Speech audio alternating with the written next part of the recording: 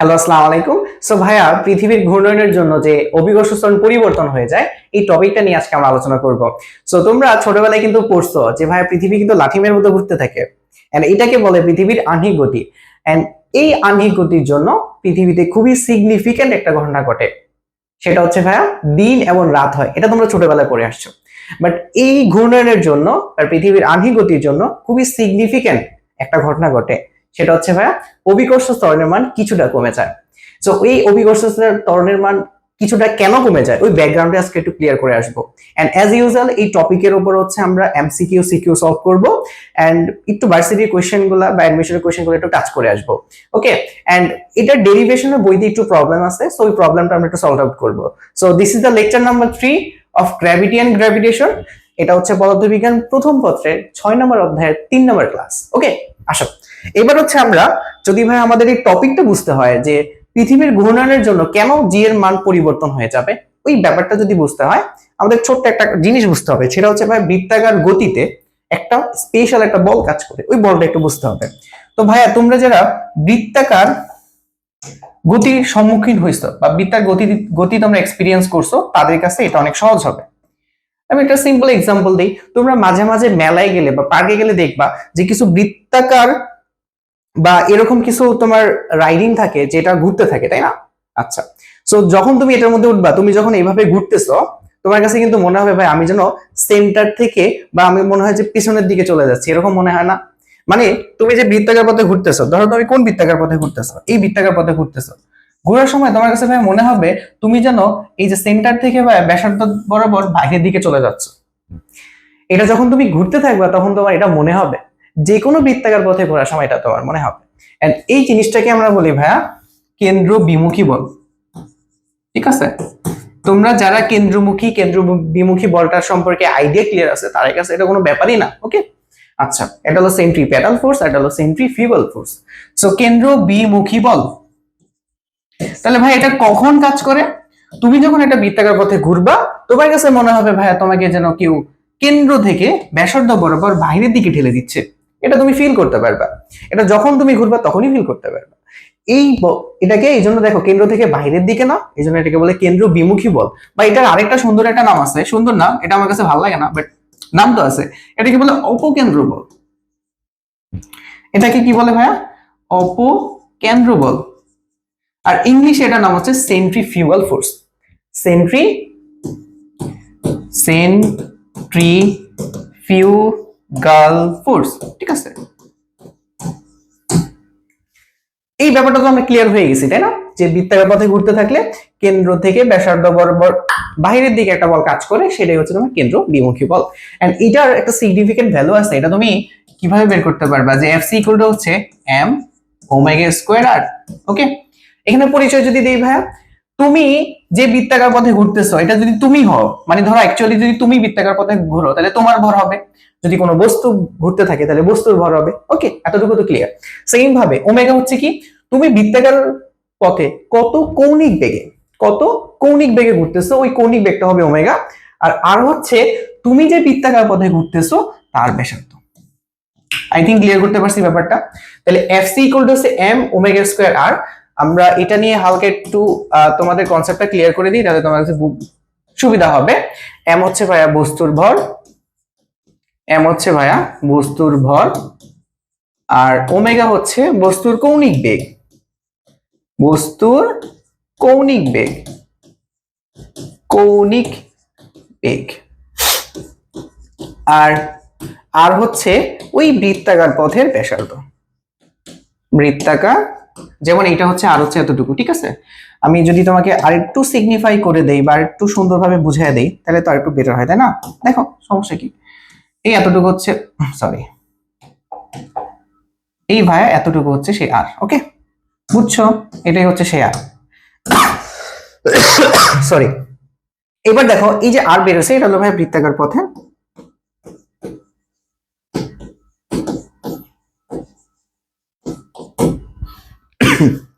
বৃত্তাকার পথের ব্যাসার্ধ। ওকে, আর আরেকটা জিনিস, এখান থেকে ওমেগা বের করার যে ফর্মুলা, এটা তোমাদের একটু দরকার হবে ভাইয়া 2π/t। এখন ভাই এটা কিভাবে বুঝবো এটা 2π/t? সিম্পলি বোঝা যায়। ওমেগা মানে হচ্ছে ভাইয়া তুমি কৌণিক বেগ মানে কত অ্যাঙ্গেল ক্রিয়েট করতেছো প্রতি সেকেন্ডে। ওকে, তো ধরো তুমি এইখান থেকে, আচ্ছা অন্য কালার দিই, ওয়েট, তুমি ধরো এখান থেকে যাত্রা শুরু করে একবার ঘুরে এখানে আসলাম, বুঝছো, এখান থেকে একবার ঘুরে এখানে আসলাম। সো আমরা যখন বৃত্তাকার পথে একটা পূর্ণ ঘূর্ণন দেই বা পূর্ণ আবর্তন দেই, তখন আমরা কত ডিগ্রি কোণ তৈরি করি? 360 ডিগ্রি। 360 ডিগ্রিকে রেডিয়ানে বলা হয়েছে কত ভাইয়া? 2 পাই। আর এই একবার ঘুরতে যে সময়টা লাগে সেটাকে বলে পর্যায়কাল বা টাইম পিরিয়ড টি। বুঝে গেছে? তাহলে আমরা বেগ ইকুয়াল টু কি জানি? উপরে থাকে তোমার সরণ আর নিচে থাকে হচ্ছে সময়। তো সরণ হিসেবে এখানে কতটুকু বলা যায় বলো তো? কতটুকু সরণ হয়েছে বা কতটুকু এখানে দূরত্ব অতিক্রম করছে, কৌণিক দূরত্ব কতটুকু অতিক্রম করছে সে আসলে? এখানে দেখো 2 পাই না, কৌণিক দূরত্ব আসলে কত? 2 পাই। আর এখান থেকে একবার ঘুরে আসতে তার সময় লাগছে টি। সো এখান থেকে আমরা কি বের করতে পারবো হ্যাঁ? ওমেগার মানটা বের করতে পারবো। ঠিক আছে? সো এইটুকু যদি তোমাদের বেসিক ক্লিয়ার থাকে তাহলে অলমোস্ট তোমরা ওই ব্যাপারটা বুঝে যাবা। আরেকটা ছোট জিনিস ক্লিয়ার করে নেই ভাইয়া, সেটা হচ্ছে যদি তোমার এরকম হয় কৌণিক বেগের মান যদি কনস্ট্যান্ট থাকে, যদি এরকম হয় যে ওমেগা হচ্ছে তোমার কনস্ট্যান্ট, মানে ওমেগাটা কনস্ট্যান্ট, তখন তুমি যদি ব্যাসার্ধটাকে বাড়ায় দাও, দেখো তো ওমেগা কনস্ট্যান্ট, ব্যাসার্ধ বাড়ায় দিলে কি হবে ভাই? এফসিটা বেড়ে যাবে না? বুঝতেছো? তার মানে ব্যাপারটা যদি এরকম হয়, কৌণিক বেগ যদি সমান থাকে এন্ড তুমি যদি বড় বৃত্তেতে বড় বৃত্তাকার পথে ঘুরতে থাকো, যেমন এটা ছোট ছোট বৃত্তাকার পথ না, ঠিক আছে, তুমি যদি বড় বৃত্তাকার পথে ঘুরতে থাকো তখন তোমার কেন্দ্র বিমুখী বলের যে মান সেটা বেড়ে যাবে। বড় বৃত্ত হইলে কেন্দ্র বিমুখী বলের মানটা বেড়ে যাবে। আই থিঙ্ক ব্যাপারটা তোমরা ক্লিয়ার হইতে পারছো। আর একটু ছোট জিনিস ক্লিয়ার করবে এখানে, দেখো এখন আসলে পৃথিবীর ব্যাপারটা আমরা একটু ক্লিয়ার হয়ে নেই, পৃথিবীটা আসলে কি হয়েছে। ওকে, সো তার আগে আমরা একটু পৃথিবীটা একটু আইকে নেবো কষ্ট করে, হ্যাঁ। এন্ড পৃথিবীকে অবভিয়াসলি একটু আমরা বৃত্তাকার ধরতেছি, মানে স্ফিয়ার বা গোলক ধরতেছি আসলে, হ্যাঁ। কিসের সুবিধার্থে বলো? হিসাবের সুবিধার্থে, সরি।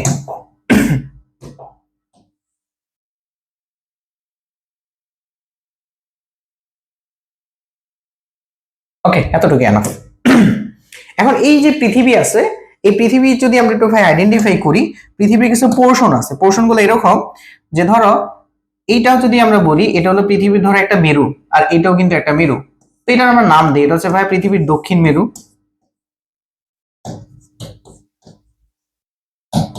আর এটা হচ্ছে ভাই পৃথিবীর উত্তর মেরু।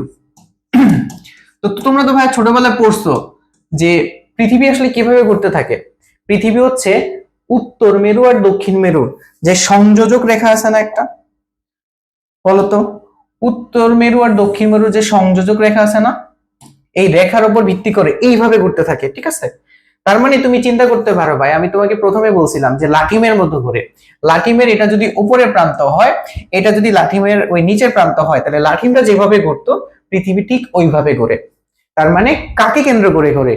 উত্তর মেরু আর দক্ষিণ মেরুর যে সংযোজক রেখা আছে না, ওটাকে কেন্দ্র করে এইভাবে লাঠিমের মতো ঘুরতে থাকে। ঠিক আছে, এতটুকু বোঝা গেছে তো? ওকে, এন্ড পৃথিবীতে আরেকটা এই মাঝখানে একটা অঞ্চল আছে, এটার নাম হচ্ছে ভাইয়া, দেখো, পৃথিবীকে যদি মাঝখানে দুইটা ভাগে ভাগ করতে পারতাম এইভাবে, তখন এইটাকে বলা হয়, এই যে এটাকে বলা হয়, এটাকে বলা হয় বিষুব রেখা, ঠিক আছে।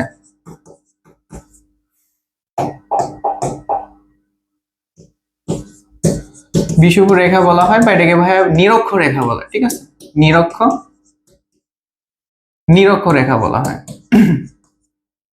ঠিক আছে, বা ইংলিশে বলে ইকুয়েটর বলে। এখন এই যে মাঝখানে যে রেখাটা আসছে, এই মাঝখানের রেখাটাকে আমরা বলতেছি নিরক্ষ রেখা বা বিষুব রেখা।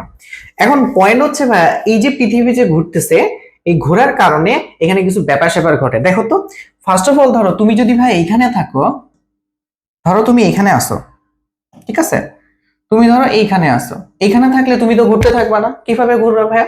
তুমি এখানে থাকবা, তারপরে দেখা গেছে আজকে সকাল 10টা বাজে তুমি এখানে আসো, এভাবে তুমি ঘুরতে ঘুরতে ঘুরতে ঘুরতে কালকে সকাল 10টায় আবার এখানে চলে আসবা না? তার মানে দেখো তো তুমি কি একটা বৃত্তাকার পথে ঘুরতেছো কিনা।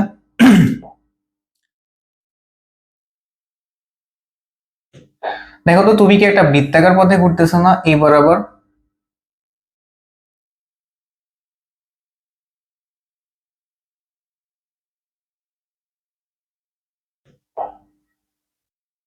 আঁকতে তো প্রবলেম হইতেছে।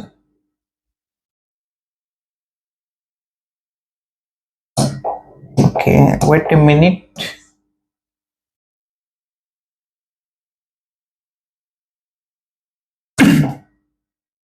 তুমি ধরো এই বৃত্তাকার পথে ঘুরতেছো, ঠিক আছে? তাহলে কোন বৃত্তাকার পথে পায়ে ঘুরতেছো?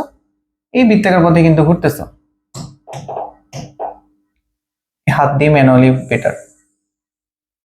তাহলে তুমি কিন্তু এই বৃত্তাকার পথে ঘুরতেছো। ওকে, তাহলে ভাইয়া তুমি যে বৃত্তাকার পথে ঘুরতেছো তার ব্যাসার্ধ কতটুকু?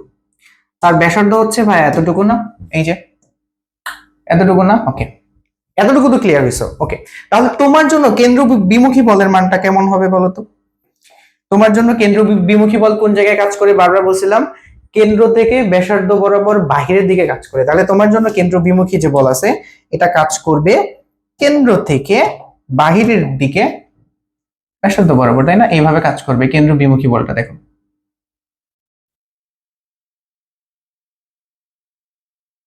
ওকে, এটার ভ্যালু কত আসলে দেখো তো। এটার ভ্যালু হচ্ছে যে আমরা জানি এফ সি ইকুয়াল টু সে M omega square R. Okay, এতটুকু তো ক্লিয়ার, তাই না? আচ্ছা, সেম ভাবে যদি আমি অন্য একটা চিন্তা করতাম যে হ্যাঁ এইখানে একটা বস্তু আছে, তার জন্য তার জন্য রেডিয়াস কতটুকু হইতো? এই বৃত্তের রেডিয়াস না? ওকে, তার মানে এক একটার জন্য কিন্তু এক এক ধরনের রেডিয়াস পাওয়া যাইতেছে, বুঝতেছো? আচ্ছা, তার মানে আমি যত উপরের দিকে উঠতে থাকবো আমার রেডিয়াস তত ছোট হবে। আর আমরা জানি ভাইয়া রেডিয়াস যত ছোট হয় কেন্দ্র বিমুখী বলের মানটা কিন্তু তত ছোট হয়। তার মানে ভাইয়া পৃথিবীতে বলতো সবচেয়ে বেশি কেন্দ্র বিমুখী বল কোথায় পাওয়া যাবে? যেখানে ব্যাসার্ধ সবচেয়ে বড়। তাহলে ব্যাসার্ধ সবচেয়ে বড় হচ্ছে বিষুব রেখা বরাবর। তাহলে এই ব্যাসার্ধ কিন্তু সবচেয়ে বড়। তাহলে এইখানে আমাদের কেন্দ্র বিমুখী বলের মানটা সবচেয়ে বেশি পাওয়া যাবে। যত উপরে বা যত নিচে নামবো ব্যাসার্ধ কমতে থাকবে এন্ড কেন্দ্র বিমুখী বলের মানটাও কি কমতে থাকবে। ব্যাপারটা ক্লিয়ার হইতে পারছো? ওকে, এবার তাহলে আমরা একটু ম্যানুয়ালি এটার ভ্যালুটা বের করার ট্রাই করি, ঠিক আছে?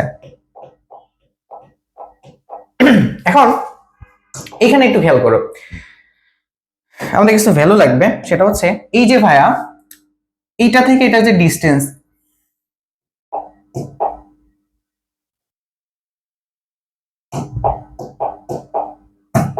এই যে ভ্যালুটা আছে, এই যে এটা এটা তো কি পৃথিবীর কেন্দ্র না? সরি, পৃথিবীর কেন্দ্র থেকে পৃষ্ঠের দূরত্ব। তাহলে এটা কি পৃথিবীর ব্যাসার্ধ আর, তাই তো? আচ্ছা, আর এইটা হচ্ছে কি ওই যে স্মল আর। এখন দেখো তো আমি ধরলাম যে কোন একটা বস্তু এই যে নিরক্ষরেখা বা বিষুব রেখার সাথে ল্যামডা অক্ষাংশে আছে। কি বলছি?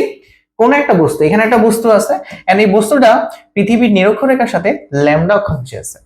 এখন তাহলে দেখো তো ভাইয়া এটা যদি ল্যামডা হয়, এটা যেহেতু দুইটা সমান্তরাল বাহু, এটাও কি আমাদের ল্যামডা হবে, তাই না? তার মানে এই আর এর ভ্যালুটা আসলে কত দেখো তো। এই আর কে দেখো লেখা যায়, এটা যেহেতু একটাকে এটাকে যদি তুমি একটা ভেক্টর হিসেবে চিন্তা করো, এই ভেক্টরের আনুভূমিক বা অনুভূমিক উপাংশ কতটুকু হয়? আমরা জানি যার সাথে ল্যামডা থাকে তার সাথে কজ আসে না। তার মানে আমি এটাকে দেখো সুন্দরভাবে আমি যদি এখানে একটু দেখা দিই, একটা এরকম আছে, ঠিক আছে? এটা হচ্ছে তোমার আর, আর এটা হচ্ছে তোমার আর। এটাকে তুমি একটু ভাগ করে লেখো তো। তাহলে দেখো তো এটা হচ্ছে তোমার আর, আর এটা হচ্ছে কি আর। তা দেখো তো এটাকে কি লেখা যায় যে এই আর ইকুয়াল টু কত? এটা যদি তোমার ল্যামডা হয় তাহলে ভাইয়া আর কজ ল্যামডা না? যারা উপাংশ জানো তাদের কাছে তো সহজ। তাহলে ভাইয়া আমি জাস্ট দেখানোর জন্য এটা বললাম। তাহলে আমরা এখানে দেখো আর এর যে ভ্যালু আছে ওইটাকে আমরা কত লিখতে পারি? যে ভাই আমরা আর এর যে ভ্যালুটা আছে ওটাকে আমরা লিখতে পারি যে R equal to R cos lambda. এতটুকু তো ক্লিয়ার হয়েছে। ওকে, এখন সমস্যা কোন জায়গায় দেখছো? এই যে বস্তুটা আছে না, এই বস্তুটার উপর কিন্তু এখন দুইটা ফোর্স কাজ করতেছে। এন্ড একটা ফোর্সের ডাইরেকশন হচ্ছে এই বরাবর, সেটা হচ্ছে আমাদের কেন্দ্র বিমুখী বল। আর একটা ফোর্স কিন্তু সেন্টারের দিকে কাজ করতেছে। সেন্টারের দিকে কোন বল কাজ করে ভাইয়া? অভিকর্ষ যে বলটা আছে, অভিকর্ষ বলটা কি কোন একটা বস্তুকে পৃথিবীর সেন্টারের দিকে টানে না? ওকে, তাহলে এখানে যেটা হবে ভাইয়া দেখো এই বস্তুর উপর কিন্তু দুইটা বল কাজ করে, সো এখানে সে একটা লব্ধি বল ফিল করবে। ওকে, সো এইবারে দেখো আমরা যদি একটু ক্লিয়ার করি ব্যাপারটা। এখানে বস্তুটা ছিল, এখানে এখানে এখানে একটা বস্তু ছিল। ওকে, ধরো এখানে একটা বস্তু ছিল, এই বস্তুর উপর দুইটা ফোর্স কাজ করতেছে। একটা হচ্ছে কেন্দ্র বিমুখী বল আর একটা হচ্ছে কেন্দ্রমুখী পৃথিবীর কেন্দ্রের দিকে অভিকর্ষ বল, দুটো বল কাজ করে। ওকে, এখন ভাই কেন্দ্র বিমুখী বলের মান হচ্ছে m ওমেগা স্কয়ার r, আর পৃথিবীর অভিকর্ষ বলের মান হচ্ছে কি ভাই mg না? অভিকর্ষ বল হচ্ছে কি তার ওজনের সমান, তাহলে কি w = mg। ওকে, তাহলে এখান থেকে আমরা একটা কি পাবো ভাই? অবভিয়াসলি একটা লব্ধি বল পাবো না? পাবো কিনা বলো? একটা এখান থেকে একটা লব্ধি বল পাওয়া যাবে। তো এটা হচ্ছে সেই লব্ধি বল, এন্ড আসলে তুমি সেই লব্ধি বলটা আসলে ফিল করতে পারবা, সেটাই তোমাকে বের করতে হবে। ওকে, এখন আমরা আমাদের টার্গেট আসলে লব্ধি বলটাই বের করা, বুঝছো? তাহলে এখান থেকে আমরা বের করবো ভাইয়া আমাদের এফ রেজাল্টেন্ট বা এফ লব্ধিটা আমরা এখান থেকে বের করব। এখন আসলে তাহলে আমরা এটা বের করি, কিভাবে করা যায়? তার আগে ছোট্ট একটা জিনিস খেয়াল করো, তোমাদের একটু বলে দিই। সেটা হচ্ছে এই যে ভাইয়া এখানে কত ল্যামডা তৈরি করছে না, আর এটা হচ্ছে কত? এটা হচ্ছে পৃথিবীর যে ব্যাসার্ধ আর। ওকে, আর ওই বস্তুটা কত কোণে আছে? এখানে ল্যামডা কোণে আছে, ঠিক আছে? এখন এখান থেকে আমাদের যেটা কাজ হবে সেটা হচ্ছে এই যে দুইটা ভেক্টরের মধ্যবর্তী যে অ্যাঙ্গেলটা আছে এটা বের করা। এই যে এটা কত হবে? তো সিম্পলি দেখো তো ভাইয়া, এই যে একটা পয়েন্ট, এই পয়েন্টের স্ট্রেট লাইনটা কত? স্ট্রেট লাইন এই অ্যাঙ্গেলটা কত? পুরো অ্যাঙ্গেলটা 180 না? পুরো অ্যাঙ্গেলটা কত? 180 না? তাহলে এই এতটুকু অ্যাঙ্গেল কতটুকু হবে? এটাকে আমরা কি বলতে পারি? 180 মাইনাস ল্যামডা। তাহলে এই কোণটা আসলে কত? যে 180 মাইনাস ল্যামডা, সরি আমি আলফা লিখে বলছি, মাইনাস আলফা। ওকে, এতটুকু তো ক্লিয়ার হয়ে গেছে।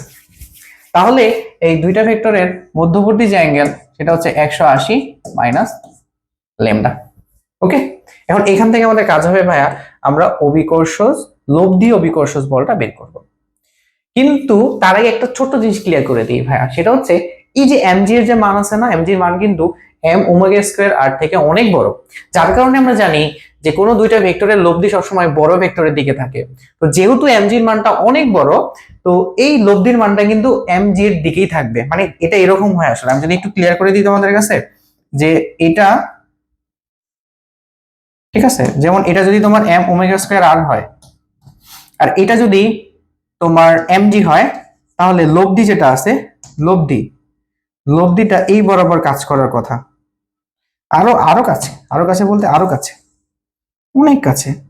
এই কোণটা অনেক ছোট হয়, বুঝছো? এইটা তোমার লব্ধি হওয়ার কথা। বাট অ্যাকচুয়ালি আমরা এটা এইভাবে ডায়াগ্রামটা এইভাবে দেখাইলে তোমার কাছে ভিজুয়ালাইজ করা টাফ হয়ে যাবে, অ্যাঙ্গেল বোঝানো যাবে না, এই জন্য একটু বড় করে লেখা হয়েছে। ব্যাপারটা তোমাদের ক্লিয়ার করতে পারছি? ওকে, এবার আসো আমরা এটাকে একটু ডিরাইভ করে সলভ করার ট্রাই করি, ঠিক আছে?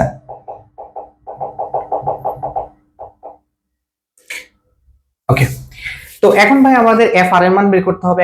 এখন এখান থেকে আমরা যে লব্ধি অভিকর্ষজ বলের মানটা একটু বের করে ফেলি। তাহলে ভাই এফ আর এর ভ্যালুটা কেমনে জানি বের করতে হয়? লব্ধি বল, দুইটা ভেক্টর দেওয়া থাকলে আমরা একটা পি আর কিউ হিসেবে চিন্তা করতে পারি, আর লব্ধি হচ্ছে আর।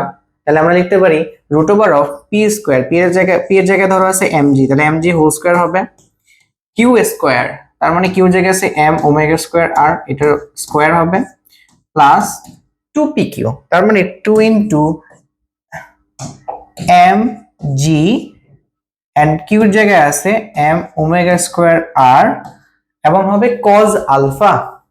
তাহলে cos আলফার জায়গায় কি আছে বলো তো ভাইয়া? আলফার জায়গায় আছে আলফা মানে মধ্যবর্তী কোণ, তাহলে এই দুইটা ভেক্টরের মধ্যবর্তী কোণ হচ্ছে 180 মাইনাস ল্যামডা। আই থিংক এই ব্যাপারটা ক্লিয়ার হয়ে গেছে। এবার দেখো এটাকে যদি আমরা একটু ডিরাইভ ফর্মে একটু সামনের দিকে যাইতে থাকি, তাহলে এখান থেকে দেখো কত লেখা যায়, যে M square G square plus M square omega to the power 4 R square plus 2 M square G omega square R cos. বলতো কজ 180 ডিগ্রি মাইনাস ল্যামডা মানে হচ্ছে কজ ল্যামডা হয়, আর এটা যেহেতু সেকেন্ড কোয়াড্রেন্টে আছে এই জন্য এটার আগে কি আসবে ভাইয়া?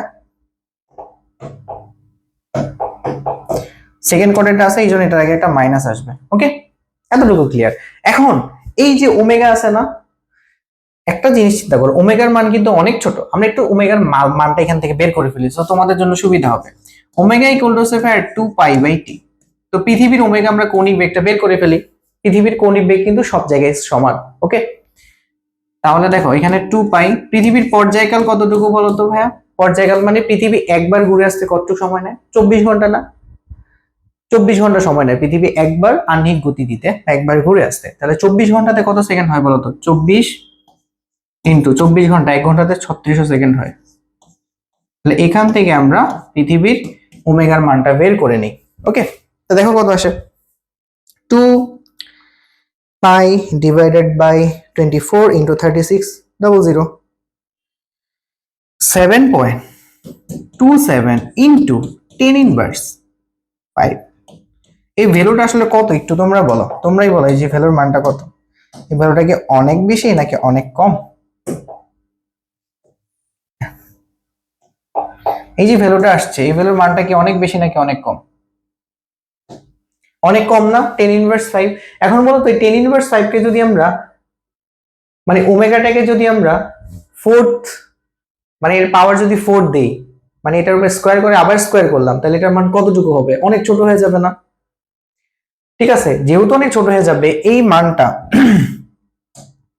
এই মানটা কিন্তু অলমোস্ট জিরোর কাছাকাছি। ঠিক আছে, সো এই ভ্যালুর মানটা কিন্তু অলমোস্ট জিরো। আমরা লিখতে পারি যে ভাইয়া এই ওমেগা টু দি পাওয়ার 4 এর মান, ঠিক আছে, এটার মান অলমোস্ট অনেক ছোট, অনেক ছোট, অনেক মানে অনেক। তো এটাকে আমি ইগনোর করতে পারি, অনেক ছোট। অনেক ছোট যেহেতু এটাকে ইগনোর করা যায়, তখন আমরা এই পুরো ভ্যালুটা জিরো ধরে হিসাব করতে পারি। দেখো তখন কি লেখা যায়? তখন আমরা লিখতে পারি যে m² g² প্লাস এই পুরোটার মান জিরো, তার মানে তো এখানে মাইনাস থাকবে 2m² g ওমেগা² r cos ল্যামডা। ওকে, এখন ভাই দেখো এখান থেকে m² আর g² টা কমন নেওয়া যায়। তাহলে ভাই m² g² যদি আমি কমন নেই তাহলে কি থাকবে বলতো? এখানে থাকবে 1, আর এখান থেকে দেখো m² চলে যাবে, আর g² দিয়ে কাটাকাটি করলে উপরে g চলে যাবে, আর নিচে শুধু একটা g থাকবে। ঠিক আছে, তা আমরা এই কাজটা একটু করে ফেলি। তাহলে দেখো আমরা যদি এখান থেকে ভাই এরকম হইতো যে m² g² টা কমন নিয়ে নিছি, তাহলে এখান থেকে আসতো 1 মাইনাস কি কি থাকতেছে দেখো তো, আমাদের আগে m² আর g² কমন নিলে 2 থাকতেছে, নিচে g থাকতেছে ওমেগা² আর cos ল্যামডা। ঠিক আছে, 2 ওমেগা² আর 2 ওমেগা² আর cos ল্যামডা। ঠিক আছে, এতটুকু থাকে, আর নিচে ভাই একটা g থাকে। আর তোমরা তো এইটা জানো যে আমরা এখানে কি লব্ধি বল বের করতেছি না? তো লব্ধি বলের জায়গায় তুমি কি লিখতে পারবা? m, আর এই জিটা হচ্ছে তোমার লব্ধি জি, যেটাকে আমরা জি ল্যামডা দিয়ে প্রকাশ করতেছি, কারণ সে নিরক্ষরেখার সাথে ল্যামডা কোণ উৎপন্ন করছে, এটাকে অক্ষাংশ বলে। ওকে, তাহলে এটাকে লিখতে পারি m g ল্যামডা। এবার আসো আমরা এখান থেকে দেখো m² g² টা যদি রুট ওভার করতাম তাহলে এখানে mg পাইতাম। তাহলে রুট ওভারটা কার মাঝখানে থাকে? 1 মাইনাস দেখো কত থাকতেছে 2 ওমেগা² আর আর এর জায়গায় ছোট একটা জিনিস লেখা যায়, দেখো তো আর এর জায়গায় কিন্তু আমরা লিখে আসছি যে আর small R equal to capital R cos lambda. So এই জিনিসটা আমরা এখানে ইনপুট দিয়ে দিব,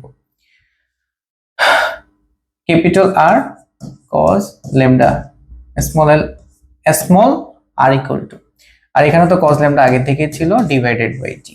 তাহলে এটাকে দেখো একটু শর্ট ফর্মে লেখা যায় যে mg ল্যামডা এখানে ছিল, mg ল্যামডা এখানে ছিল, mg ল্যামডা এখানে ছিল। তো দেখো এই কাটাকাটি চলে যায়, তাই না?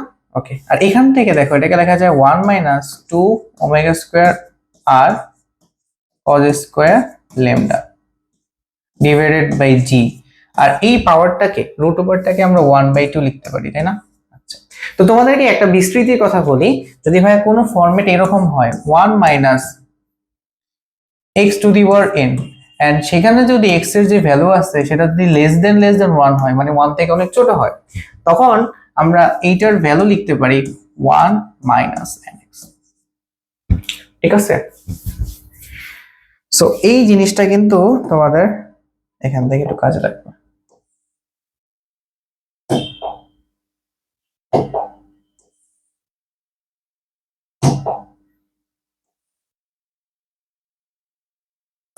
ঠিক আছে, তাহলে এখান থেকে কত লেখা যায় এবার 1 মাইনাস nx লেখা যায়। ঠিক আছে, এবার আসো, তো আমরা এখান থেকে কত দেখো তো ভাই, আমরা কত আসছে g lambda equal two g, এটাকে কত লেখা যাবে ভাই দেখো তো 1 মাইনাস nx, তাহলে 1 মাইনাস n এর জায়গায় কত আছে বলো, n এর জায়গায় আছে হাফ না, তাহলে হাফ, আর x এর জায়গায় কত আছে পুরাটা। আচ্ছা, তাহলে x এর জায়গায় আছে কত 2 omega square R cos square lambda divided by g। এখন তোমরা বলতে পারো যে এটাকে কেন x ধরা গেছে, এটাকে x ধরা যাবে? হ্যাঁ, x যদি 1 থেকে অনেক ছোট হয়, দেখো তো ভাই ওমেগা স্কয়ার, ওমেগার মান কত ছোট ছিল না, 10 ইনভার্স 5, তাকে স্কয়ার করা হলে কত 10 ইনভার্স 10 হয়ে যাবে, অনেক ছোট হয়ে যাবে না? সেই ক্ষেত্রে এই ভ্যালুটা পুরোটাকে যেহেতু x ধরছি, পুরোটার ভ্যালু দেখো 1 থেকে অনেক ছোট, এই জন্য আমরা এটার ক্ষেত্রে ফরম্যাটটা ইউজ করতে পারি। তাহলে দেখো তো ভাই g ল্যামডা ইকুয়াল টু লেখা যায়, এই 2 কাটা যাবে, g দিয়ে গুণ করো, g মাইনাস এই জি কাটা যাবে, omega square R cos square lambda. বুঝা গেছে? তাহলে এটাই হচ্ছে আমাদের সেই অ্যাকচুয়াল রেজাল্ট, অ্যাকচুয়াল ফর্মুলা, যেটা দিয়ে আমরা পৃথিবীর ল্যামডা অক্ষাংশে কোন একটা বস্তুর অভিকর্ষ স্তরের মান বের করতে পারবো এই ফরম্যাট দিয়ে। বুঝে গেছে? ওকে, এখন এখানে কিছু কোয়েশ্চেন চলে আসে, মেজর কিছু কোয়েশ্চেন, এন্ড কোয়েশ্চেনগুলো সলভ করার আগে আমরা আগে একটু কথা বলে নিই। সেটা হচ্ছে দেখো যে ল্যামডার মান কিছু ভেরিয়েশন আছে। এই যে ল্যামডার যে মান হয়, যে ল্যামডা প্রথমে দেখো মেরু অঞ্চলে, ভাইয়া মেরু অঞ্চল, মেরু অঞ্চল কোনটা বলতো?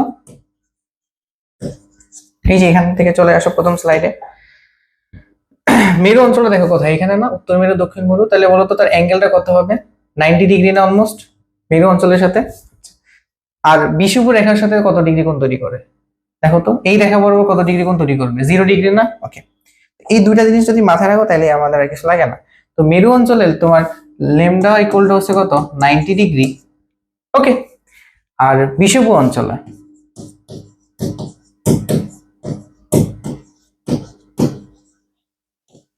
ল্যামডার ভ্যালু হচ্ছে ভাই 0 ডিগ্রি। ঠিক আছে, এখন এই দুইটা মান বসায় দেখো তো, তাহলে মেরু অঞ্চলে জি ল্যামডার মানটা কত আসে ভাই বলো? দেখো তো cos 90 ডিগ্রির মান কত 0 না, তাহলে শুধুমাত্র জি আসবে, তার মানে মেরু অঞ্চলে তার আসলে কোনো প্রভাব পড়ে না। মেরু অঞ্চলে জি এর মানটা কিন্তু ম্যাক্সিমাম, তার মানে জি এর অ্যাকচুয়াল মানটাই হচ্ছে মেরু অঞ্চলে তার মান।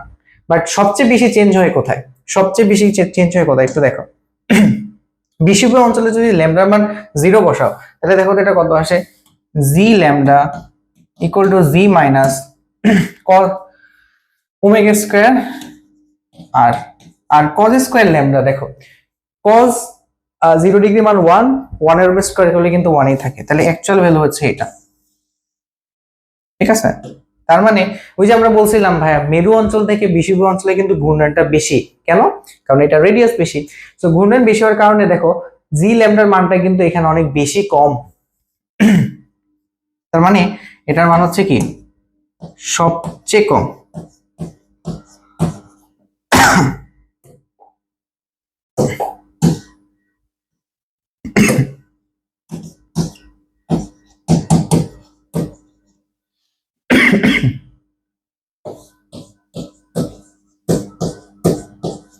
এটা হচ্ছে সবচেয়ে বেশি। ওকে,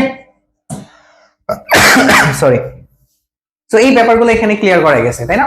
তো এখান থেকে তো আমি সবকিছু বের করতে পারবো, আমাদের সবকিছু পরিচয় আছে, কিন্তু এখানে কিছু কোয়েশ্চেন আসে, মেজর কিছু কোয়েশ্চেন। সেটা হচ্ছে ভাইয়া আমাদের যে বইতে যেভাবে ডিরাইভ করা আছে ওটা দেখে তোমার কাছে মনে হবে যে অভিকর্ষ বা লব্ধি অভিকর্ষ যে ত্বরণ আছে, আমরা জি ল্যামডার কথা বলতেছি, এটা বোধহয় পৃথিবীর সেন্টারের দিকে কাজ করে, কিন্তু এখানে কিছু মেজর ইস্যু আছে। আমরা জানি ভাইয়া যে জি পৃথিবীর কেন্দ্র বরাবর কাজ করে, পৃথিবীর কেন্দ্রের দিকে কাজ করে, কেন্দ্রের দিকে কাজ করে, এটা আমরা জানি যে অভিকর্ষ বলে কোন একটা বস্তুকে পৃথিবী তার কেন্দ্রের দিকে টানে, কাজ করে, এটা সত্য, এটাতে কোনো প্রবলেম নাই। বাট আমি যদি বলি এইটার দিক, আমি যদি বলি এইটার দিক কেমন হবে? জি ল্যামডার দিক কি হবে? জি ল্যামডা কি মানে পৃথিবীর কেন্দ্রের দিকে কাজ করবে? একটু এখানে আসো তাহলে বুঝবা। জি ল্যামডার ডাইরেকশন কোন বরাবর ছিল বলো তো? জি ল্যামডার ডাইরেকশন যদি আমি এখান থেকে একটু ক্লিয়ার করে দিই তোমাদের, দেখো জি ল্যামডার ডাইরেকশন কি এই বরাবর ছিল না?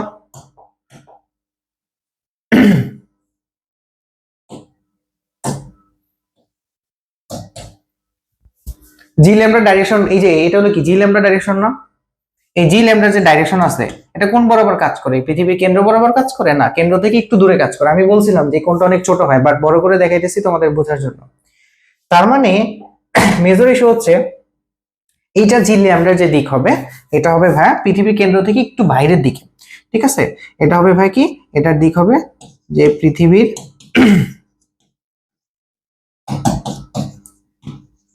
কেন্দ্র থেকে একটু বাইরের দিকে।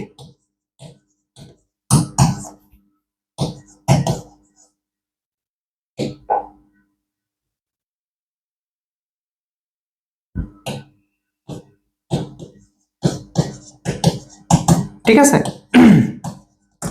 এই দুটা বিষয় একটু ক্লিয়ার থাকা লাগবে। কিন্তু আমাদের বইতে যেভাবে মানে হলো প্রতিপাদন করা আছে এটা অ্যাকচুয়াল ওয়ে না। আমাদের বইতে কি করছে তোমার হচ্ছে, যেটা আমি বলি হালকা এক্সপ্লেন করে দিই,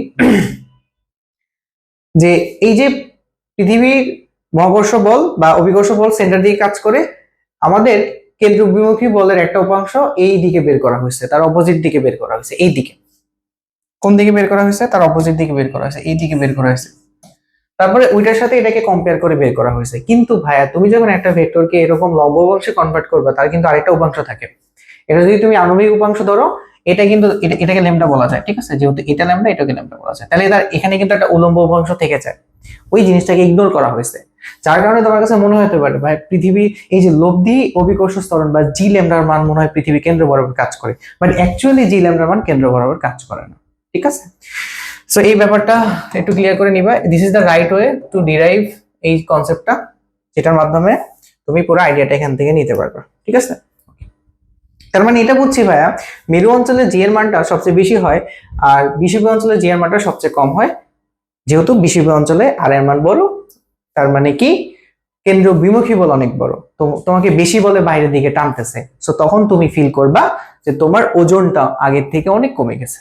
ওকে, সো আমরা এখান থেকে যত টাইপের যা কিছু আছে পড়া ট্রাই করছি, আই গেস এখানে কোনো মেজর ইস্যু নাই। এখন আমরা চলে যাব সলভিং এ আমাদের। চলো সলভ করি, শুরু করি। হ্যাঁ, আমাদের এমসিকিউ নাম্বার 11 এন্ড এটাতে বলা হয়েছে, আচ্ছা এটার আগে তোমরা ভিডিওটা পজ করে নিজেটা করা ট্রাই করবে। আমি যে এমসিকিউ গুলো সলিউশন করতেছি, তাহলে প্র্যাকটিসটা ভালো বেটার হবে, ঠিক আছে? ওকে, পজ করে একটু চেক করে নাও।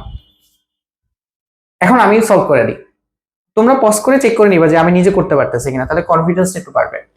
ভাইয়া পৃথিবী পৃষ্ঠে ল্যামডা অক্ষাংশে জন্য জি এর সমীকরণ কোনটা? তো ভাই আমরা পড়ছিলাম যে G lambda equal to G minus omega square R cos square lambda. কি পড়ছিলাম? যে G lambda equal to omega square R cos square lambda. তাহলে কোথায় আছে দেখো তো? এটা দেখো কজ স্কয়ার না, এটা হবে না। এটা ওমেগা স্কয়ার না, এটা হবে না, এটা হবে না। তাহলে একটাই অপশন আছে। আর বলতে পারো এটা কোন কোন জায়গা থেকে আসছে? তুমি তো পড়ছো ভাইয়া জি ইকুয়াল টু হচ্ছে কত?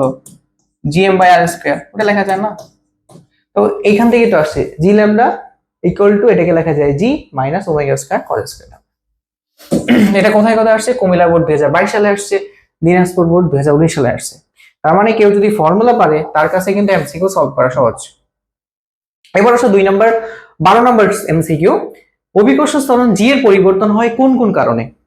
তো আমরা কিন্তু অভিকর্ষ ত্বরণ জি এর পরিবর্তনের সবগুলো কারণই অলরেডি পড়ে ফেলছি। এন্ড আমরা জানি ভাই পৃথিবীর আকারের কারণে মেরু অঞ্চলে এক ধরনের অভিকর্ষ ত্বরণ দেখা যায়, বিষুবীয় অঞ্চলে আরেক ধরনের অভিকর্ষ ত্বরণ দেখা যায়। তার মানে এটা সত্য।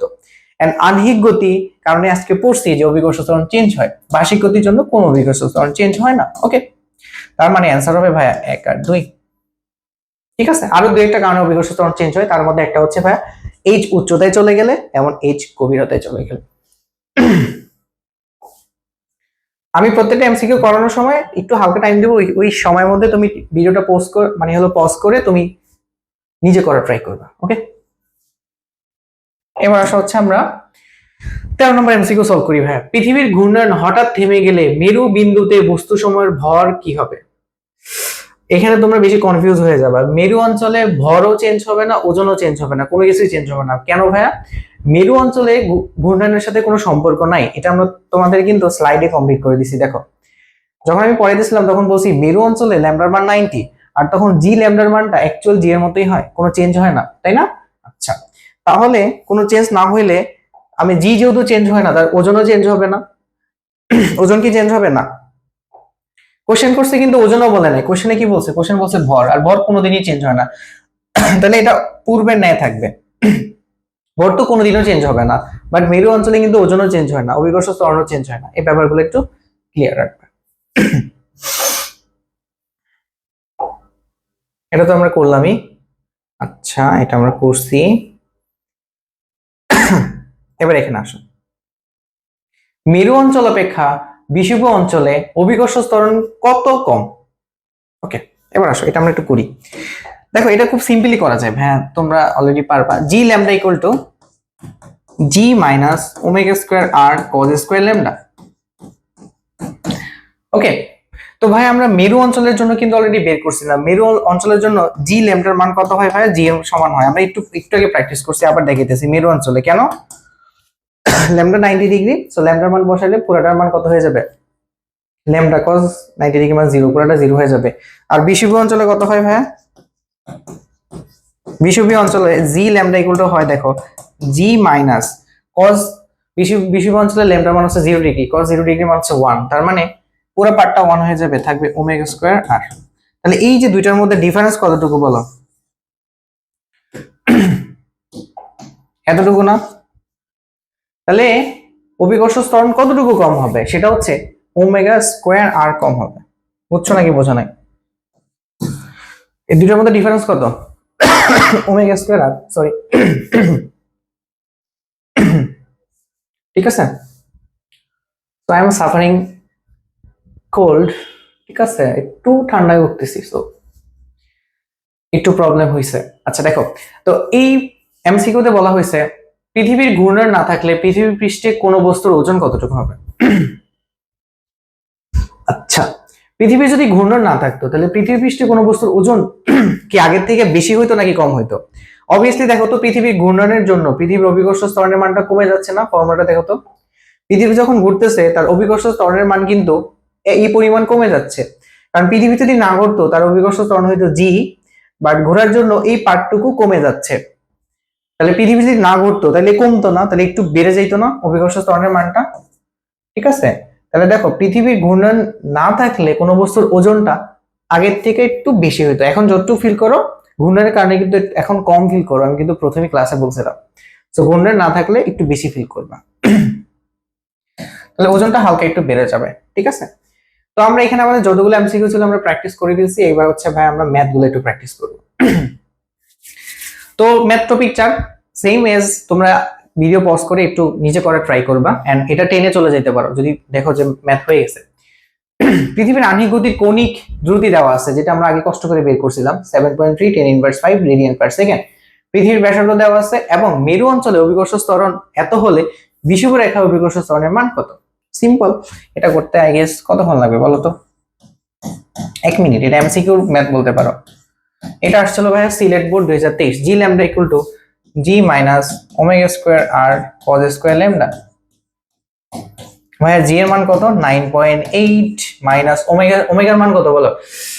7.3 10⁻⁵। এটা কি হোল স্কোয়ার হবে? আর এর মানটা কিসে বসাইতে হবে ভাই? সবকিছু এসআই ইউনিটে বসাইতে হয়। তাহলে এতকে কিলোমিটারকে মিটার নেওয়ার জন্য 10⁻³ দিয়ে গুণ করা লাগবে, ইনটু আর কজ স্কোয়ার ল্যামডা আমরা জানি ভাই এটা কোন অঞ্চলে বলছে? বিষুবীয় অঞ্চলে অভিকর্ষ ত্বরণ। বিষুবীয় অঞ্চলে ল্যামডার মান ভাইয়া 0 ডিগ্রি হয়, তাহলে কজ 0 ডিগ্রি মান কত? cos 0 degree square, cos 0 degree মান হচ্ছে ভাই 1। ঠিক আছে, 9 পয়েন্ট, আচ্ছা ডিরেক্টলি ক্যালকুলেট করে ফেলো, সমস্যা নেই। 9.8 মাইনাস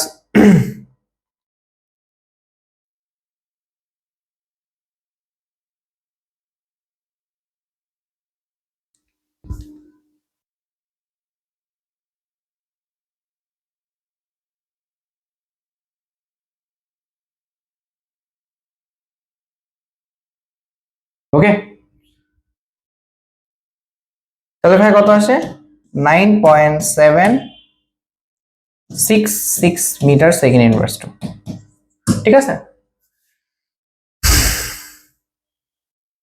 এটা খুব সিম্পল একটা ম্যাথ ছিল, এটা দেখামরি প্রবলেম হওয়ার কথা না। আমরা পরবর্তী ম্যাথে চলে যাই। পরবর্তী ম্যাথটাও খুবই সিম্পল। ঢাকার অক্ষাংশ, ঢাকার অক্ষাংশ মানে ভাইয়া ঢাকা বিষুব রেখার সাথে কত কোণ তৈরি করছে, আমি শুরুতেই ক্লিয়ার করছিলাম। এটা কার মান বলো? এটা ল্যামডার মান না? এটা কার মান? এটা ল্যামডার মান। ওকে, সো এটা হচ্ছে তোমার ল্যামডার ভ্যালু। ওকে, আহ্নিক গতি না থাকলে ঢাকার অভিকর্ষ ত্বরণের মান কতটুকু বৃদ্ধি পেত?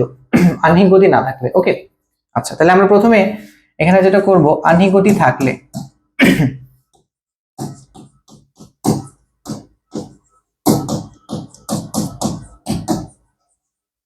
আহ্নিক গতি থাকলে কি হয় বলতো? G lambda equal to G minus omega square R cos square lambda, তাই না? তাহলে বলতো আহ্নিক গতি থাকলে আসলে কতটুকু চেঞ্জ হয়, মানে চেঞ্জ হয় কোনটার কারণে? এটার কারণে না? ওকে, বলছে আহ্নিক গতি না থাকলে অভিকর্ষ ত্বরণ কতটুকু চেঞ্জ হইতো। তাহলে না থাকলে তার অভিকর্ষ ত্বরণের মান হচ্ছে এটা। এটা হচ্ছে কি আহ্নিক গতি না থাকলে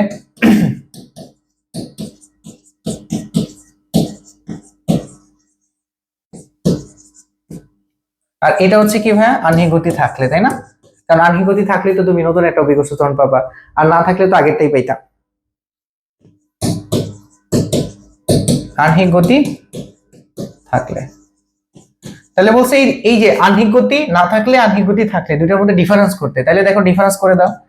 এই আহ্নিক গতি না থাকলে জি, আর জি ল্যামডা হচ্ছে আহ্নিক গতি থাকলে। এটাকে এই পাশে নেওয়া যায় না, omega square R cos square lambda. তার মানে ভাই তোমার জাস্ট এই ভ্যালুটা বের করতে হবে, বুঝছো কিনা? তোমাকে জাস্ট কি করতে হবে,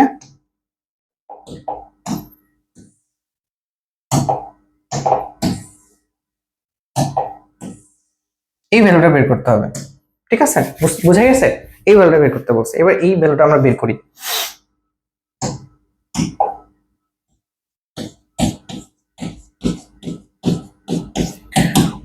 ওমেগার মানটা তুমি ম্যানুয়ালি করে দেখাবা, যেহেতু এখানে দেওয়া নাই। আমরা সবসময় এই কাজটা করবা যে এখানে তাও বসাতে পারো যে ওমেগা মানে 2π/t হোল স্কয়ার ইনটু আর তারপরে cos lambda, cos square lambda. এখন মানগুলো বসাবো এখানে ডিরেক্টলি। 2π, টি এর মান ভাইয়া কত? 24 ঘন্টা বলছিলাম না? তাহলে 24 ঘন্টা এন্ড প্রতি ঘন্টাতে কত সেকেন্ড? 3600 সেকেন্ড। পুরোটা স্কয়ার করতে হবে। এন্ড আর এর মান হচ্ছে আমরা জানি দেওয়া আছে, তাও 6400 কিলোমিটার থেকে মিটার নেওয়ার জন্য 10⁻³ করতে হবে। এন্ড cos স্কয়ার ল্যামডার ভ্যালু হচ্ছে ভাই কত? 23। এখান থেকে ভ্যালুটা বের করলেই তোমার কিন্তু কাজ শেষ। আমরা সব বসাইতে থাকি। 2 divided by 24 into 10, sorry 3600, এটার হোল স্কয়ার হবে into 6400 into 10⁻³ into cos 23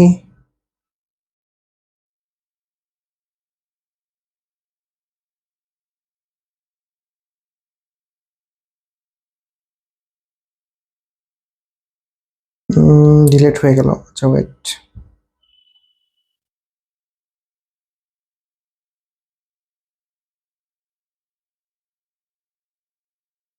cos 23, তাহলে কতটুকু চেঞ্জ হইতো ভাইয়া? সেটা হচ্ছে অলমোস্ট 9.6, যে 9.6 ইন্টু 61 লেখা যায় into 10⁻³ metre second inverse two, এতটুকু চেঞ্জ হইতো। ঠিক আছে,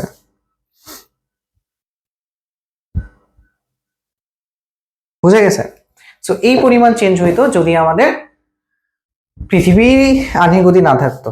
ঠিক আছে, আচ্ছা, তো এইটা হচ্ছে আমাদের, this is the answer.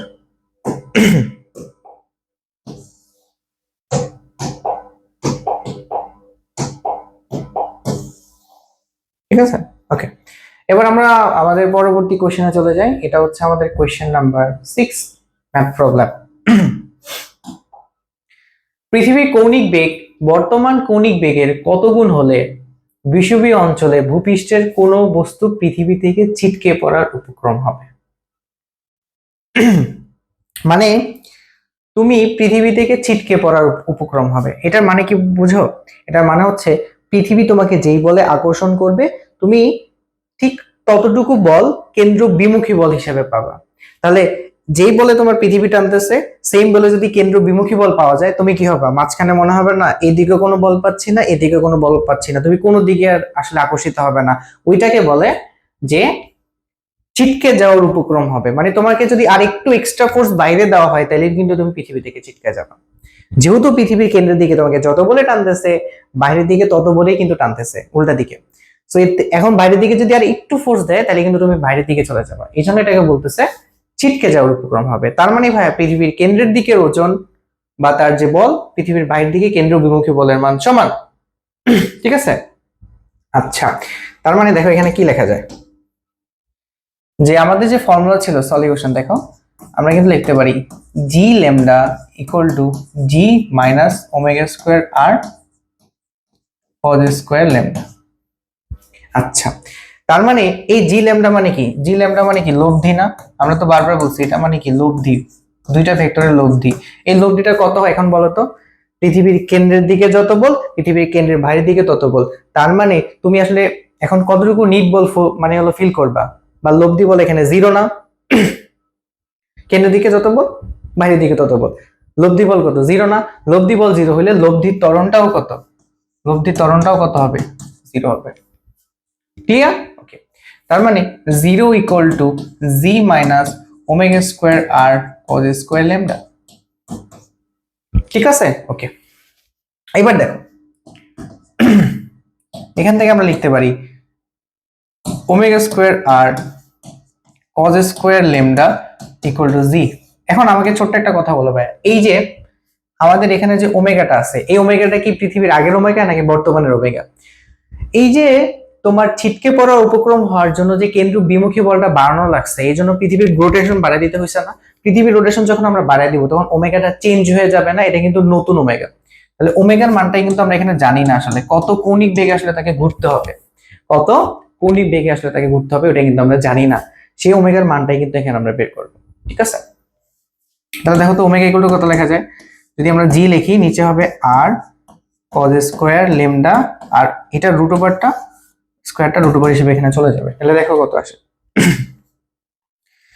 Root over of 9.8 divided by 6.4 into 10 to the power 3, তারপরে গুণ হবে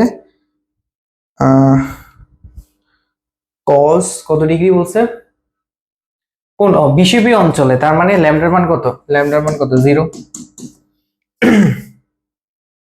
তাহলে তো এটা 1 আসে, তাই না? তো ডিরেক্টলি এটা করলেই হয়ে যায় আমাদের। কত?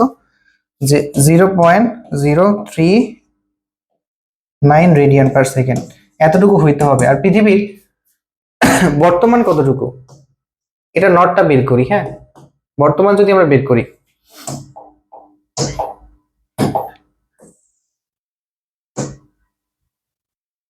সেটা হচ্ছে ভাইয়া যে 2π/t। এটা একটু বের করে দেখি তো এটা কত আসে।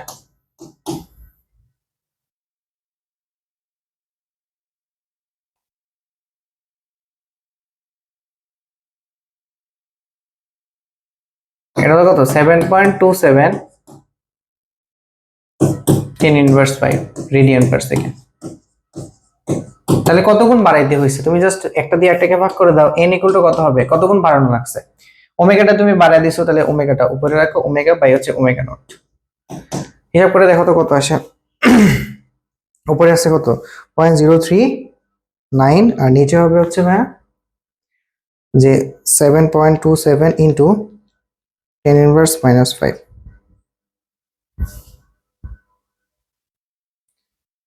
আমরা কোথাও কি মিস্টেক করছি এখানে? মিস্টেক করার তো কথা না। 0.390। আচ্ছা, এটা তো ঠিক আছে, তাই না? এই ভ্যালুটা একটু চেক করে নিই আরেকবার। Let's check. 9.8 ডিভাইডেড বাই হচ্ছে 6.4 into 10 to the power 6। Sorry sorry sorry, এই ভ্যালুটা একটু চেঞ্জ হয়েছে, এটা একটু ভুল হয়েছে আমাদের। সো তোমরা আমার সাথে সাথে যারা করছো তারা তো এটা ধরতে পারছো, 1.237 ইন্টু 10^3। একটু হালকা চেঞ্জ, একটু ক্যালকুলেশন মিস্টেক হয়েছে। ওকে, আচ্ছা, তাহলে আমাদের root over of 1.237 into 10^-3 divided by হবে কত, 7.27 ইন্টু 10^-5। 1.237 ইন্টু 10^3। ওকে, আর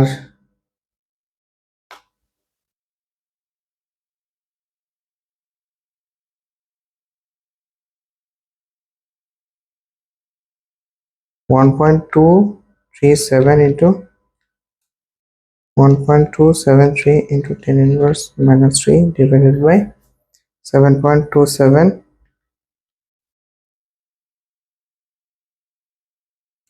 অলমোস্ট 17,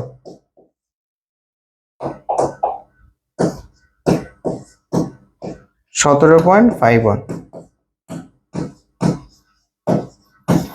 তার মানে দেখো তো কত গুণ রোটেশন বাড়ানো লাগবে, যে তুমি যদি পৃথিবী থেকে ছিটকে পড়ার উপক্রম এরকম সিচুয়েশন বানাতে চাও, তাহলে কৌণিক বেগের হচ্ছে প্রায় এত গুণ তোমাকে হচ্ছে ভেলোসিটিটা বাড়ানো লাগবে।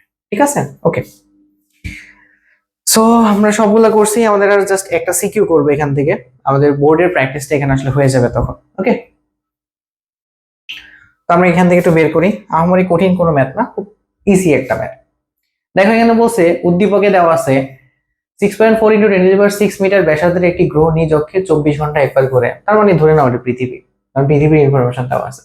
একজন বিজ্ঞানী গ্রহটির অভিকর্ষীয় ত্বরণ জি এর সম্পর্ক স্থাপনের জন্য 58 ডিগ্রি উত্তর অক্ষাংশ মানে কি ভাইয়া, বিষুবীয় রেখার সাথে উত্তর মেরুর দিকে তোমার 58 ডিগ্রি কোণ তৈরি করছে। আবার ভিজুয়ালাইজ করো, বিষুবীয় রেখা হচ্ছে মাঝখান থেকে 58 ডিগ্রিতে উত্তর দিকের সাথে, মানে একটা তো উত্তর মেরু হয়, একটা দক্ষিণ মেরু তোমাকে দেখাই দিয়েছিলাম না শুরুর দিকে, তার সাথে 58 ডিগ্রি কোণ তৈরি করছে।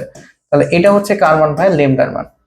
একটি স্থানে 80 কেজি ভরের একটি বস্তু রাখলেন, অভিকর্ষীয় ত্বরণ জি এর মান দেওয়া আছে। এখন বলছে উক্ত স্থানে গ্রহটির ঘূর্ণনের জন্য বস্তুটির রৈখিক বেগ কত হবে। ওকে, এবার আসো রৈখিক বেগটা বের করি। রৈখিক বেগ, দেখো ভাইয়া রৈখিক বেগ ভি ইকুয়াল টু হচ্ছে কত, ওমেগা আর। এটা তোমরা নিউটনের মেকানিক্সে পড়ছো। তাহলে আমরা আর কেমনে জানি বের করব, R equal to R cos lambda লেখা যায়, তোমাদের মনে আছে কিনা দেখো তো, আমরা বের করছিলাম আমাদের স্লাইডের মধ্যে। দেখো, বা তুমি এখানে এটা দেখাই দিবা, আমি হলে দেখাই দিতাম, তুমিও দেখাই দিবা। দেখো আর ইকুয়াল টু কত লেখা যায়, এই যে আর যে হয়, আর ইকুয়াল টু কত, আর কজ ল্যামডা লেখা যায়, ক্যাপিটাল আর কজ ল্যামডা লেখা যায়। তো ক্লাসগুলো যদি কেউ মনোযোগ দিয়ে করো, সো এখানে একদম মেজর ইস্যু হবে না। আমি একটু ক্লিয়ার করে দিই, যেহেতু ধরো যে পৃথিবী এরকম কি বল না, ধরে নিছি আমরা। সো ও হচ্ছে ধরো যে বৃত্তাকার পথে ঘুরে, ওই বৃত্তাকার পথের বেগ বের করতে হবে। তাহলে ধরো ও যদি এই পয়েন্টে থাকে, এই অ্যাঙ্গেলটা কত ডিগ্রি হয়, 58 ডিগ্রি। তাহলে এই বৃত্তের হচ্ছে আর বের করতে হবে, এই বৃত্তের আর হচ্ছে আর, আর এটা হচ্ছে ক্যাপিটাল আর। ওই আর কে লেখা যায় আর কজ ল্যামডা। ঠিক আছে, তাহলে দেখো তো এখান থেকে আমরা বের করে ফেলি। তাহলে ওমেগা মানে জানি আমরা 2π/t, আর আর এর মান হচ্ছে আর কজ ল্যামডা। এখান থেকে দেখো সলভ হয়ে যাবে।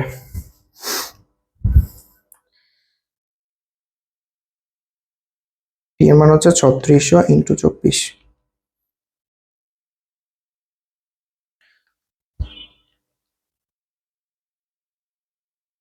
আর ল্যামডার ভ্যালু হচ্ছে ভাই কত, 58 না। ওকে,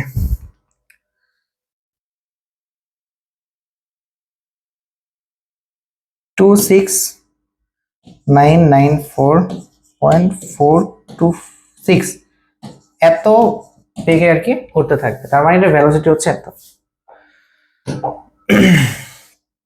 ঠিক আছে, বুঝে গেছে? তো আমরা জাস্ট ভ্যালুগুলো এখানে ইনপুট বসায় দিছি। আর এর মান তো আমরা জানি ভাই 6.4 ইন্টু কত, 10^6 মিটার। আচ্ছা, আর ল্যামডার মান তো এখানে ভাই 58 দেওয়াই আছে। সো এগুলো সব বসাইলেই কিন্তু আমরা রেজাল্টটা পেয়ে যাব। এবার আমরা পরেরটায় চলে যাই। ঘ নম্বর বলছে উক্ত স্থানে বস্তুটির ওজন গ্রহটির ঘূর্ণনের জন্য বস্তুটির পৃষ্ঠে বস্তুর ওজনের চেয়ে বেশি না কম হবে? আচ্ছা, উক্ত স্থানে মানে বস্তুটির ওজন গ্রহটির ঘূর্ণনের জন্য বস্তুটির পৃষ্ঠের ওজনের চেয়ে বেশি না কম হবে। ওকে, এটাই বলছে মানে যদি ওই বস্তুটা যে উক্ত স্থানে বস্তুটির ওজন গ্রহটির ঘূর্ণনের জন্য পৃথিবী পৃষ্ঠ ওজনের চেয়ে বেশি না কম হবে, তাহলে এই ব্যাপারটা আমরা ক্লিয়ার করি। দেখো ভাইয়া, যে আমরা জানি যে পৃথিবী পৃষ্ঠে, দেখো আমাদের ঘ নম্বর সলিউশন করতেছি, যে পৃথিবী পৃষ্ঠে নর্মালি জি এর মানটা কত, পৃথিবী পৃষ্ঠে ওজনটা কত আসে দেখো তো। ওজন আমরা জানি ভাইয়া W equal to M G, এটা তো আমাদের কোনো মাথা ব্যথা নাই। তাহলে ওটার 80 কেজি ছিল, 80 ইন্টু 9.8, তাই না? 80 কেজি ছিল যতটুকু মনে আছে আমার, একটু আগে দেখলাম 80 কেজি ছিল না? হ্যাঁ 80 কেজি ছিল। তাহলে এখানে হিসাব করো 8 ইন্টু 9.8,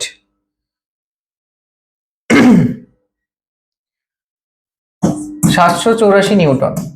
এখন পৃথিবীর ঘূর্ণনের জন্য কি এই জিটা কাজ করবে, জি ল্যামডা কাজ করবে না? তাহলে জি ল্যামডাতে কত আসে দেখো তো। জি ল্যামডা আমরা জানি যে G minus omega square R and cos square lambda, এটা বসায় দাও এখানে। তাহলে 9.8 মাইনাস ওমেগার যে মান আছে ওটা আবার বের করতে হবে, বারবার সেম কাজ তোমরা করো, আমি তাও লিখে দিতেছি, জাস্ট আমাদের নোটটা থাকবে। 2 পাই বাই টি বসাবো এখানে, হোল স্কোয়ার আর বসাবো এন্ড কজ স্কোয়ার ল্যামডা বসাবো।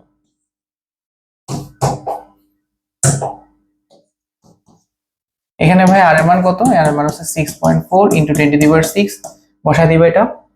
আর ল্যামডা মান হচ্ছে 58 ডিগ্রি। ওকে, আচ্ছা টি এর ভ্যালু হচ্ছে পৃথিবীর পর্যায়কাল কত? 3600 ইনটু 24 এত সেকেন্ড। ঠিক আছে, ওকে সব বসাতে এখানে। তাহলে দেখো 9.8 minus 2 pi divided by 3600 into 24 এটার whole square into 6.4 into 10 to the power 6 cos 58 square. ভাই কত আসে? 9 পয়েন্ট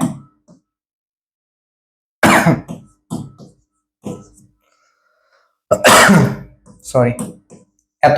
ঠিক আছে, আচ্ছা 12 নম্বরে আমাদের কি ছিল একটু খেয়াল করি। 12 নম্বরে আমাদের জি এর ভ্যালুটা কি দিয়ে দিছে? হ্যাঁ 80 9.8 দেওয়া আছে, এটা একটু চেক করতেছিলাম। অনেক সময় 9.81 দেওয়া থাকতে পারে, তখন একটু চেক করে নিবা। হ্যাঁ এটা এত। তাহলে এখানে ওজন কত হবে? তাহলে ওজন কত হবে? হ্যাঁ ওজন কিন্তু একটু চেঞ্জ হয়ে যাবে জি ল্যামডার কারণে। ঠিক আছে, তাহলে সেটা হবে, তাহলে দেখো এটাকে যদি আমরা প্রায় 80 দিয়ে গুণ করি, মানে পুরোটাকে যতটুকু নেওয়া যায় 9.77 সরি 9.7995 ইন্টু 80 783.96 নিউটন। তাহলে কিছু চেঞ্জ হয়েছে না? Omega minus omega lambda equal two লেখা যায় 0.04 নিউটন। এত নিউটন কি হবে ভাই? কম হবে পৃথিবীর ঘূর্ণনের জন্য।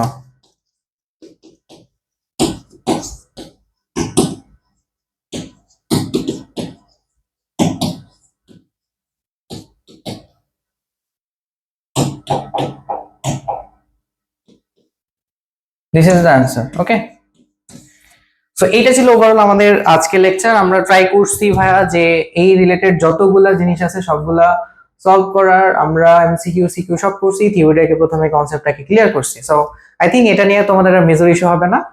আমরা আজকে যেটা করলাম যে পৃথিবী ঘূর্ণনের জন্য অভিকর্ষ ত্বরণের মানটা বের করছি। আই হোপ তোমরা ক্লাসটা বুঝতে পারছো। সিগনিফিকেন্ট যে কোনো টপিকে যদি কোনো প্রবলেম থাকে অবভিয়াসলি কমেন্টে আমাকে জানাবা। নেক্সট ক্লাসে ভাই আমরা বা নেক্সট লেকচারে আমরা হচ্ছে মহাকর্ষীয় বিভব আর প্রাবল্য নিয়ে পড়বো, এন্ড আশা করি খুব তাড়াতাড়ি আমরা চ্যাপ্টারটা শেষ করে দিব। সো আল্লাহ হাফেজ, যারা ক্লাসটা দেখছো অসংখ্য ধন্যবাদ।